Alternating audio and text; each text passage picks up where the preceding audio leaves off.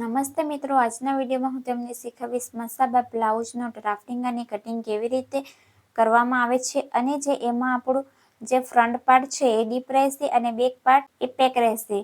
તો એક નેક પેક અને એક નેક ડીપ હોય તો તેમાં ફોર્મ્યુલા શું યુઝ કરવાના, જેમ કે પેક નેકનો યુઝ કરવાનો કે પછી ડીપ નેકનો, એ તમને આજના વિડીયોમાં શીખવવામાં આવશે. અને જો તમે પણ બિગિનર છો અને તમને પણ કંઈ પણ નથી આવડતું હોય તો તમે આ વિડીયો જોઈને આસાનીથી શીખી શકો છો. અને જે આપણે મેથડ આજે યુઝ કરવાના છે એ ઓલ્ડ મેથડથી આજે તમને શીખવવામાં આવશે. અને જો તમે મારી ચેનલ પર નવા છો તો તમે મારી ચેનલને લાઇક, શેર અને સબસ્ક્રાઇબ કરી દેજો. તો ચાલો શરૂ કરીએ આજનો વિડીયો. તો હવે અહીં પેકનેક આર્મહોલ ફોર્મ્યુલા છે અને અહીં સાઇઝના પ્રમાણે અલગ અલગ રહેશે આર્મહોલના ફોર્મ્યુલા. અને અહીં પેકનેક શોલ્ડર ડાઉન ચાર્ટ છે. જેટલું પણ ફૂલ શોલ્ડર રહેશે તેના હિસાબે અહીં ડાઉન જવાનું રહેશે. અને અહીં બ્લાઉઝમાં કેટલી લૂઝિંગ આપવાની છે એનો અહીં ચાર્ટ છે.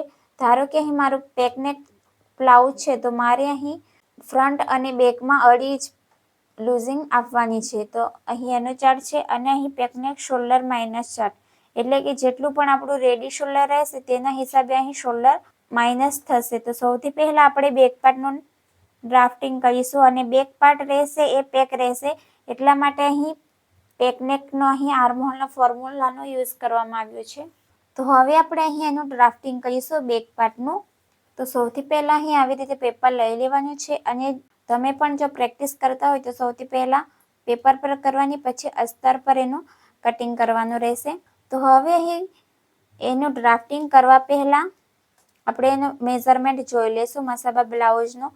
તો આપણી બ્લાઉઝની જે લંબાઈ રહેશે એ 13.5 ઇંચની રહેશે અને ફૂલ શોલ્ડર રહેશે 14 ઇંચ, રેડી શોલ્ડર રહેશે 2 ઇંચ અને જે ચેસ્ટ રહેશે એ 29 ઇંચની રહેશે અને કમર રહેશે 23.50 ઇંચ અને શોલ્ડર ટુ અપેક્સ રહેશે 9.5 ઇંચ અને અપેક્સ ટુ અપેક્સ રહેશે 3.25 ઇંચ અને ફ્રન્ટનું જે નેક ડીપ છે એ 7 ઇંચ રહેશે અને ફ્રન્ટનું જે નેક ડીપ છે એ 7 ઇંચ રહેશે અને બેક બેલ્ટ રહેશે 2.5 ઇંચ. તો હવે સૌથી પહેલા અહીં આપણે સીધી લાઈન બનાવી લઈશું. તો આવી રીતે સીધી લાઈન દોરી દેવાની છે અને ઉપરની સાઈડથી પણ આવી રીતે સીધી લાઈન દોરીશું.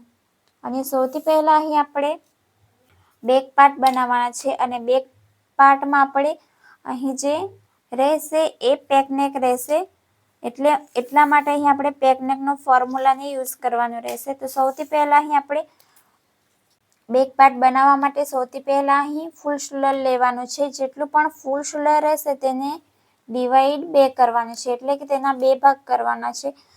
તો તમારી પાસે પણ કેલ્સી નહીં હોય તો તમે આવી રીતે ઇંચી ટેપના મદદથી પણ કરી શકો છો. તો મારો અહીં ફૂલ શોલ્ડર છે 14 ઇંચ, તો 14 ઇંચનું આપણે આવી રીતે અડધું કરીશું. તો આપણને અહીં મળશે 7 ઇંચ.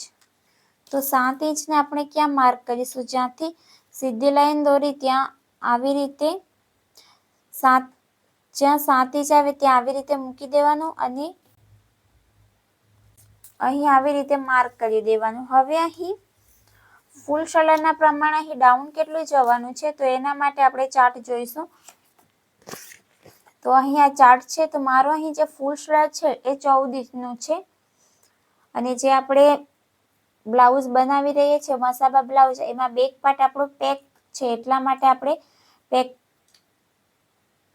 પેકનેક શોલ્ડર માઇનસ પેકનેક અહીં શોલ્ડર ડાઉન ચાર્ટ જોવાનો છે. તો મારો અહીં જે ફૂલ શોલ્ડર છે એ 14 ઇંચ છે, તો આ વાળી લાઈનમાં આવશે. તો મારે અહીં કેટલું ડાઉન જવાનું છે?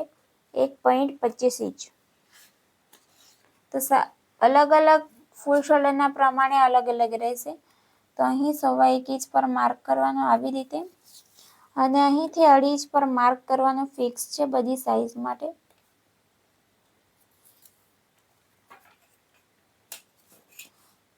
હવે આ વાળી લાઈનને અહીં સુધી આવી રીતે સીધી કરી દેવાની અને અહીંથી ક્રોસમાં લાઈન માર્ક કરવાની 1.25 ઇંચ સુધી. હવે અહીં આટલું કમ્પ્લીટ થઈ ગયા બાદ હવે આપણે અહીં ચેસ્ટ લાઈન બનાવવાની છે. તો ચેસ્ટ લાઈન બનાવવા માટે અહીં આપણે આર્મહોલનો ફોર્મ્યુલાનો યુઝ કરવાનો છે. તો આપણે અહીં જે મસાબા બ્લાઉઝ છે એ એક નેક ડીપ છે અને એક નેક પેક છે. તો અહીં મારે બેકનું જે નેક છે એ પેક છે, તો એટલા માટે અહીં પેક નેકનો આર્મહોલનો ફોર્મ્યુલાનો યુઝ કરવાનો છે. તો અહીં સાઈઝના પ્રમાણે અહીં આર્મહોલના ફોર્મ્યુલા અલગ અલગ રહેશે. તો મારે અહીં જે ચેસ્ટ છે એ 29 ચેસ્ટ છે, તો 28 to 31.75 તો આ વાળી લાઈનમાં આવશે. તો મારે અહીં કેટલું અહીં આર્મહોલનો ફોર્મ્યુલા આવશે, તો ચેસ્ટ ડિવાઈડ 6 પ્લસ 1.25 ઇંચ. તો આપણે એને કેલ્સીમાં કરીશું. તો મારી અહીં ચેસ્ટ છે 29, તેમાં કરીશું ડિવાઈડ 6 પ્લસ કરીશું તેમાં 1.25 ઇંચ. તો મને અહીં એનો જવાબ કેટલો મળશે? 6 ઇંચ. તો હવે અહીં જે મારું આર્મહોલ આવ્યું છે 6 ઇંચ આવ્યું છે, તો 6 ઇંચ પર આવી રીતે માર્ક કરી દેવાનું અને ઉપરથી સીધી લાઈન બનાવવા માટે અહીં 7.25 ઇંચ. તો આવી રીતે અહીં માર્ક કરી દેવાનું અને પછી અહીંથી સીધી લાઈન દોરી દેવાનું આવી રીતે. તો હવે અહીં સીધી લાઈન દોર્યા બાદ ચેસ્ટ ડિવાઈડ 4 કરીશું, પણ આપણે એમાં 2.50 ઇંચની અહીં લૂઝિંગ એડ કરીશું. તો લૂઝિંગ શા માટે આપણે એડ કરીશું? કારણ કે જે આપણું નેક છે એ પેક નેક છે, એટલે વધારે નથી ફેલશે, એટલા માટે અહીં આપણે લૂઝિંગ આપવું જરૂરી છે. તો 2.5 ઇંચની અહીં લૂઝિંગ આપવાની છે ફિક્સ. તો જેટલી પણ આપણી ચેસ્ટ રહેશે, તો મારી 29 ચેસ્ટ છે, તો તેમાં હું 2.50 ઇંચ પ્લસ કરીશ, પછી તેને ડિવાઈડ 4 કરીશ. તો મને અહીં કેટલા મળશે? તો એ હું તમને કેલ્સીમાં કરીને બતાવું છું. તો હવે મારી અહીં ચેસ્ટ છે 29, પ્લસ તેમાં કરીશું 2.50, પછી તેને ડિવાઈડ કરીશું 4. તો મને અહીં કેટલું મળશે? 7.8 ઇંચ. તો આવી રીતે 7.8 ઇંચ પર માર્ક કરવાનું છે અને અહીંથી સિલાઈ માટે લેવાનું છે તમે તમારા ચોઈસના અકોર્ડિંગ અહીં રાખી શકો છો. તમે 1.5 ઇંચ પણ રાખી શકો છો, 2 ઇંચ પણ રાખી શકો છો. તો મેં અહીં 1.5 ઇંચ પર માર્ક કર્યું છે. હવે અહીં આટલું કમ્પ્લીટ થઈ ગયા બાદ જે 1.25 ઇંચ નીચે ગયા હતા અને 2.50 ઇંચ સુધી આવી રીતે સેન્ટર લઈ લેવાનું છે. જ્યાં સેન્ટર આવે ત્યાં માર્ક કરવાનું છે અને અહીંથી જેટલી પણ આપણી બ્લાઉઝની લંબાઈ રહેશે તેમાં 1 ઇંચ પ્લસ કરીશું. તો મારે અહીં બ્લાઉઝની લંબાઈ છે 13.5 ઇંચ, તો તેમાં હું 1 ઇંચ પ્લસ કરીશ તો 14.5 ઇંચ આવશે. અને ઉપરથી સીધી લાઈનથી આપણે ચેક કરીશું તો અહીં મળશે 15.25 ઇંચ. તો સીધી લાઈન બનાવવા માટે અહીં આવી રીતે ઉપરની સીધી લાઈનથી માપવું જરૂરી છે. તો હવે અહીંથી સીધી લાઈન બનાવી લઈશું આવી રીતે. હવે અહીં આટલું કમ્પ્લીટ થઈ ગયા બાદ હવે અહીં આપણે કમરનું માર્કિંગ કરીશું. તો જેટલી પણ આપણી કમર રહેશે એને ડિવાઈડ 4 કરીશું. તો મારી અહીં કમર છે 23.5 ઇંચ, તો તેને ડિવાઈડ 4 કરીશું તો 5.5 ઇંચ અને એક લાઈન આવશે. તો અહીં આવશે 5.5 ઇંચ અને એક લાઈન. અને જો તમે ટક્સ લેવા માંગતા હો બેક પાર્ટમાં તો તમે 1 ઇંચનો ટક્સ અહીં લઈ શકો છો અને 1 ઇંચ અહીં એક્સ્ટ્રા એડ કરવાનું રહેશે. પણ મેં અહીં બેક પાર્ટમાં ટક્સ નથી લેવાની, એટલે ડાયરેક્ટ અહીં સિલાઈનું જ એડ કરીશું 1.5 ઇંચ. પછી આ વાળી લાઈન અહીં સુધી આવી રીતે સીધી બનાવી દેવાની આવી રીતે. હવે અહીં આટલું કમ્પ્લીટ થઈ ગયા બાદ આર્મહોલનું સેન્ટર લેવાનું રહેશે.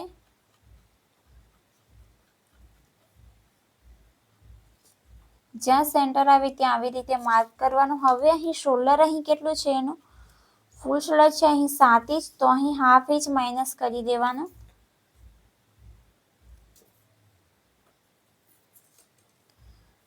તો અહીં આપણું હાફ ઇંચ અહીં માઇનસ કરી દેવાનું, તો 6.5 ઇંચ આવશે. સેમ અહીં પણ 6.5 ઇંચ પર આવી રીતે માર્ક કરવાનું.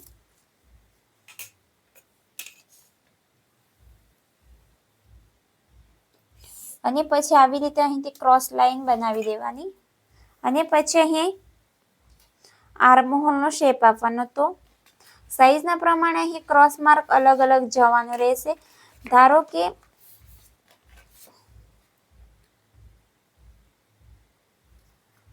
અહીં ક્રોસ માર્ક અલગ અલગ જવાનું રહેશે સાઈઝના પ્રમાણે. તો બેક પાર્ટમાં આપણે ક્રોસ માર્ક કરીશું 0.75 એટલે કે 0.5 ઇંચ.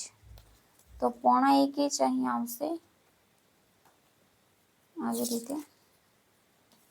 તો આવી રીતે ફ્રેન્ચ કરવાની, સેટ કરવાનું.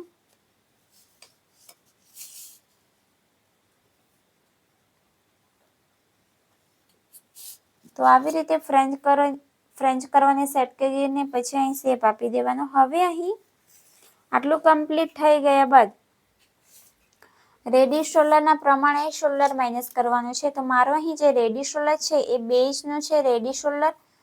તો આપણે શોલ્ડર માઇનસ ચાર્ટમાં જોઈશું. તો મારો અહીં જે રેડી શોલ્ડર છે એ 2 ઇંચનો છે. તો આ વાળી લાઈનમાં આવશે. તો મારે અહીં શોલ્ડર કેટલો માઇનસ કરવાનો, હાફ ઇંચ માઇનસ કરવાનો. તો હાફ ઇંચ આપણે ક્યાંથી માર્ક કરીશું, જે આપણે 1.25 ઇંચ અહીં ડાઉન ગયા છે ત્યાંથી આપણે હાફ ઇંચ પર માર્ક કરવાનું. અને આ વાળી લાઈન આપણે મેચ કરીશું આર્મહોલ વાળી લાઈન સાથે.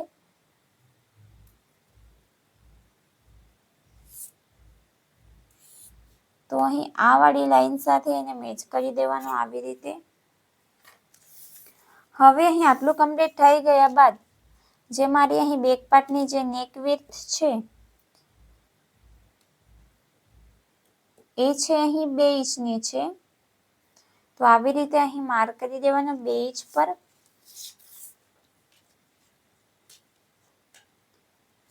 અને અહીંથી જે અહીં બેક પાર્ટની અહીં નેક લેન્થ છે એ 2 ઇંચની રહેશે, કારણ કે પેક નેકમાં આવશે એટલા માટે. તમે તમારા અહીં પસંદના હિસાબે અહીં રાખી શકો છો. તો અહીં તમે 1.5 ઇંચ પણ રાખી શકો છો. હવે આપણે અહીંથી રેડી શોલ્ડરનું માર્કિંગ કરીશું. જે હાફ ઇંચ માઇનસ કર્યા પછી અહીંથી રેડી શોલ્ડરનું માર્કિંગ કરવાનું રહેશે. તો મારો અહીં રેડી શોલ્ડર 2 ઇંચનો છે તો તેમાં હું 1 ઇંચ પ્લસ કરીશ એટલે કે 3 ઇંચ પર માર્ક કરવાનું છે આવી રીતે. તો હવે અહીંથી આવી રીતે સીધી લાઈન પહેલા દોરી દઈશું. અને અહીં એની નેક વિડ્થ કેટલી છે, તો આ વાળી લાઈન ચેક કરીશું. તો એ છે 3.5 ઇંચ અને 1 લાઈન. તો અહીં પણ માર્ક કરી દેવાનું 3.5 ઇંચ અને 1 લાઈન. તો અહીં આવશે.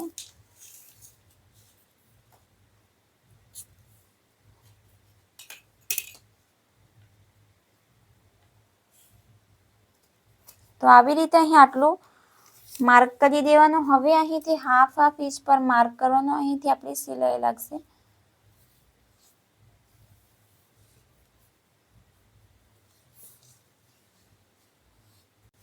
તો જે મેં અહીં ડોટ વાળી લાઈન બનાવી છે ત્યાંથી આપણી સિલાઈ લાગશે. હવે અહીં શેપ આપવાનો છે. તો શેપ આપવા માટે અહીં ફ્રેન્ચ કરવાનો યુઝ કરવાનો છે આવી રીતે. અને અહીંથી 0.25 ઇંચ જેટલું બહાર જાય તો અહીંથી કંઈ પ્રોબ્લેમ આવશે નહીં, કારણ કે આપણી સિલાઈ તો અહીંથી લાગશે એટલા માટે. તો હવે અહીં આટલું કમ્પ્લીટ થઈ ગયા બાદ અહીં તમે કોઈ બી ડિઝાઇન દોરી શકો છો. તો સૌથી પહેલાં અહીં આપણે બેક બેલ્ટ અહીં ડિસાઈડ કરવાનો છે. તો મારે અહીં જે બેક બેલ્ટ છે એ 2.5 ઇંચનો બેક બેલ્ટ છે. તો એમાં 1 ઇંચ પ્લસ કરવાનો છે, કારણ કે અહીંથી સિલાઈ જશે એટલા માટે. તો આપણે અહીં માર્ક કરીશું 3.5 ઇંચ. તો 3.5 ઇંચ અહીં આવશે. તો અહીં એની જેટલી પણ વિડ્થ રહેશે અહીં, જો તમને વધારે બ્રોડ જોઈતું હોય તો તમે અહીં રાખી શકો છો. અને આવી રીતે અહીં બોક્સ બનાવી લેવાનું છે અને એમાં તમે કોઈ બી પેટર્ન દોરી શકો છો. તો એમાં તમે અહીં કોઈ બી પેટર્ન દોરી શકો છો. ધારો કે તમે આવી રીતે અહીં શેપ આપીને અહીં કોઈ બી ડિઝાઇન બનાવી શકો છો. તો આવી રીતે અહીં કોઈ બી ડિઝાઇન તમે આપી શકો છો. તો અહીં ઉપરની સાઈડનું અહીંથી આ માઇનસ થઈ જશે અને આ વડે લાઈનથી અહીંથી પણ અને અહીંથી જેટલું પણ ક્રોસ જતું હોય એટલું અહીંથી જવા દેવાનું છે આવી રીતે. તો અહીં આ કમ્પ્લીટ થયું બેક પાર્ટ. તો અહીં લખી દઉં છું બેક પાર્ટ અને એનું કટિંગ નેક્સ્ટ વિડીયોમાં આવશે, જેમાં તમને શીખવવામાં આવશે ફ્રન્ટ પાર્ટ મૂકીને અહીં કેટલું માઇનસ કરવાનું એ અને એનું કટિંગ પણ તમને નેક્સ્ટ વિડીયોમાં જ જોવા મળશે. અને નેક્સ્ટ વિડીયો જલ્દી આવશે તો તમે જરૂરથી જોજો ફ્રન્ટ પાર્ટનું. અને જો તમને આ વિડીયોમાં સમજ નહીં પડી હોય તો તમે મને કોમેન્ટ કરીને પૂછી શકો છો.